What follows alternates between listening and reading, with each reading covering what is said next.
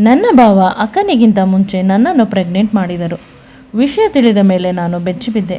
ಈಗ ಅಕ್ಕನ ಸಂಸಾರ ಹಾಳಾಗಿ ಹೋಗುತ್ತದೆ ಅಂತ ಯೋಚಿಸಲ, ಅಥವಾ ನಾನು ಭಾವನ ಜೊತೆ ಮದುವೆ ಆಗಿ ಬದುಕಲ? ಅಮ್ಮ ಹೇಳುತ್ತಾಳೆ, ಭಾವನನ್ನೇ ಮದುವೆ ಆಗಿಬಿಡು ಅಂತ. ಭಾವನ ಮುಖವನ್ನು ನೋಡಿದರೆ ಅಸಹ್ಯವಾಗುತ್ತದೆ. ಅವರು ಹೇಳಿದ ಮಾತನ್ನು ಕೇಳಿ ನಾನು ಬೆಚ್ಚಿಬಿದ್ದೆ. ಅವರು ಹೇಳುತ್ತಾರೆ, ನನ್ನ ಹೆಸರು ಗೀತಾ, ಅಪ್ಪ ಅಮ್ಮನ ಮುದ್ದಿನ ಮಗಳು. ಅಕ್ಕ ರೂಪ. ಅಕ್ಕನಿಗೆ ಮದುವೆಯಾಗಿ ಕೇವಲ 2 ತಿಂಗಳು ಆಗಿದೆ. ನನ್ನ ಡಿಗ್ರಿ ಕಾಲೇಜು ಕೂಡ ಅಕ್ಕನ ಮನ ಹತ್ತಿರ ಇರುವುದು. ಟ್ರಾವೆಲ್ ಮಾಡಿ ಮಾಡಿ ನನಗೆ ತುಂಬ ಸುಸ್ತಾಗುತ್ತಿದೆ. ಕೊನೆಗೆ ನಾನು ಹೇಗಿದ್ದರೂ ಭಾವ ತುಂಬ ಹಠ ಮಾಡುತ್ತಿದ್ದರು. ನಮ್ಮ ಮನೆಯಲ್ಲೇ ಉಳಿದಿಕೋ, ಇದು ಬೇರೆಯವರ ಮನೆಯಲ್ಲ, ನಿನ್ನ ಮನೆಯೇ ಅಂತ. ನಾನು ಕೂಡ ಭಾವನ ಮಾತಿಗೆ ಒಪ್ಪಿಕೊಂಡೆ. ಆದರೆ ಅಕ್ಕ ಮಾತ್ರ ಬಲವಂತ ಮಾಡುತ್ತಿರಲಿಲ್ಲ. ಹೊಸದಾಗಿ ಮದುವೆ ಆಗಿದ್ದೇನೆ, ಅತ್ತೆ ಮಾವ ಏನು ಅಂದುಕೊಳ್ಳುತ್ತಾರೆ ಅನ್ನುವ ಭಯ. ಭಾವನ ಆಸೆಯಂತೆ ಅವರ ಮನೆಗೆ ಶಿಫ್ಟ್ ಆದೆ. ಅಕ್ಕ, ನಾನು ಮತ್ತು ಭಾವ ಫ್ರೆಂಡ್ಸ್ ರೀತಿ ಇದ್ದೆವು. ಅವರ ಮನೆಗೆ ಅಡ್ಜಸ್ಟ್ ಆಗಲು ನನಗೆ ಅಷ್ಟೊಂದು ಕಷ್ಟವಾಗಲಿಲ್ಲ. ಎಲ್ಲರೂ ನನ್ನನ್ನು ತುಂಬ ಪ್ರೀತಿಯಿಂದ ನೋಡಿಕೊಳ್ಳುತ್ತಿದ್ದರು. ಅಕ್ಕನೂ ಕೂಡ ಕೆಲಸಕ್ಕೆ ಹೋಗುತ್ತಾ ಇದ್ದಿದ್ದರಿಂದ ಭಾವ ನೈಟ್ ಶಿಫ್ಟ್ ಮುಗಿಸಿ ಬಂದ ಮೇಲೆ ನನ್ನ ಜೊತೆ ಖುಷಿಯಿಂದ ಇರುತ್ತಿದ್ದರು. ನನ್ನ ಅವಶ್ಯಕತೆಗಳನ್ನು ಪೂರೈಸುತ್ತಿದ್ದರು. ನಾವಿಬ್ಬರು ತುಂಬ ಕ್ಲೋಸ್ ಆಗಿದ್ದೆವು. ಭಾವನ ಅಪ್ಪ ಅಮ್ಮ ತೀರ್ಥಯಾತ್ರೆಗೆ ಹೋದರು. ಈಗ ನಾನು, ಅಕ್ಕ, ಭಾವ ಮೂವರೇ ಇರುವುದು. ಭಾವ ನೈಟ್ ಶಿಫ್ಟ್ ಮುಗಿಸಿ ಬಂದಿದ್ದಾರೆ, ನನಗೆ ತುಂಬ ತಲೆನೋವು ಅಂತ ಹೇಳಿದ್ದಕ್ಕೆ ಅವರ ಕೈಯಾರೆ ಕಷಾಯವನ್ನು ಮಾಡಿಕೊಟ್ಟರು. ತಲೆನೋವು ಸಂಪೂರ್ಣವಾಗಿ ವಾಸಿಯಾಯಿತು. ಪ್ರತಿ ಬಾರಿಯೂ ತಲೆನೋವು ಬಂದಾಗಲೂ ಭಾವ ನನಗೆ ಇದೇ ರೀತಿ ಕೇರ್ ಕೊಡುತ್ತಿದ್ದರು. 2 ತಿಂಗಳಾದರೂ ನಾನು ಪಿರಿಯಡ್ಸ್ ಆಗಿಲ್ಲ. ಡೌಟಿಂದ ಪ್ರೆಗ್ನೆನ್ಸಿ ಚೆಕ್ ಮಾಡಿದಾಗ ಅದು ಪಾಸಿಟಿವ್ ಬಂತು. ಅದು ಹೇಗೆ ಸಾಧ್ಯ? ಯಾರನ್ನು ಮುಟ್ಟಿಲ್ಲ ನಾನು. ಆಗ ನೆನಪಿಗೆ ಬಂದಿದ್ದು ನನ್ನ ಭಾವ. ಇಂದೂ ಕೂಡ ಕೆಲಸದಿಂದ ಬೇಗ ಬಂದರು. ಆದರೆ ನಾನು ಕೋಪದಿಂದ ಅವರ ಕಾಲರನ್ನು ಹಿಡಿದುಕೊಂಡು, ನನ್ನನ್ನು ಪ್ರೆಗ್ನೆಂಟ್ ಮಾಡಿದ್ದೀರಾ?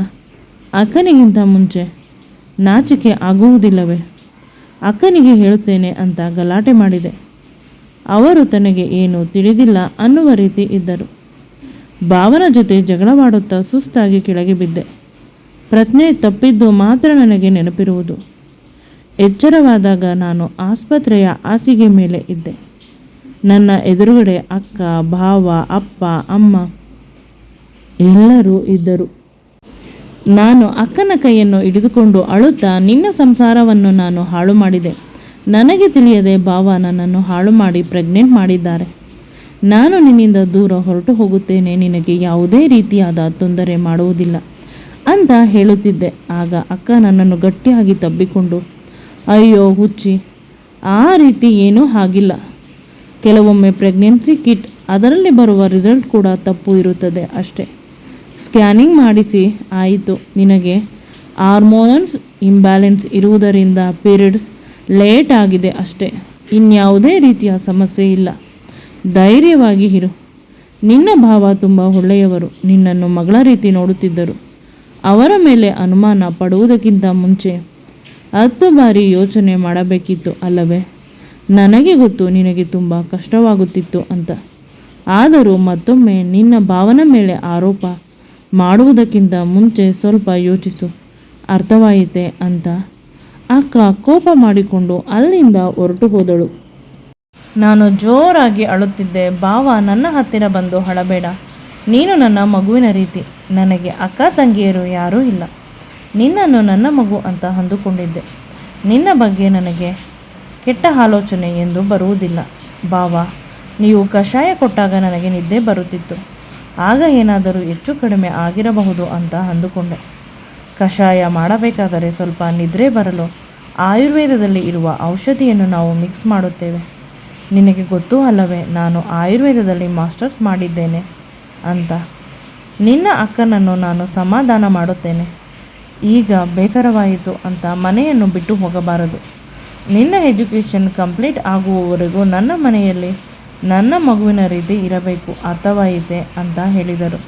ನಾನು ಭಾವನ ಕಾಲನ್ನು ಹಿಡಿದುಕೊಂಡು ಕ್ಷಮೆ ಕೇಳಿದೆ. ಇದರಿಂದ ತಿಳಿಯುವುದು ಒಂದೇ, ಪ್ರತ್ಯಕ್ಷವಾಗಿ ಕಂಡರೂ ಪ್ರಮಾಣಿಸಿ ನೋಡಬೇಕು ಅಲ್ಲವೇ? ಈ ವಿಡಿಯೋ ನಿಮಗೆ ಇಷ್ಟವಾಗಿದ್ದಲ್ಲಿ ನನ್ನ ಚಾನಲನ್ನು ಲೈಕ್ ಮಾಡಿ, ಶೇರ್ ಮಾಡಿ ಮತ್ತು ಸಬ್ಸ್ಕ್ರೈಬ್ ಮಾಡಿ. Thank you.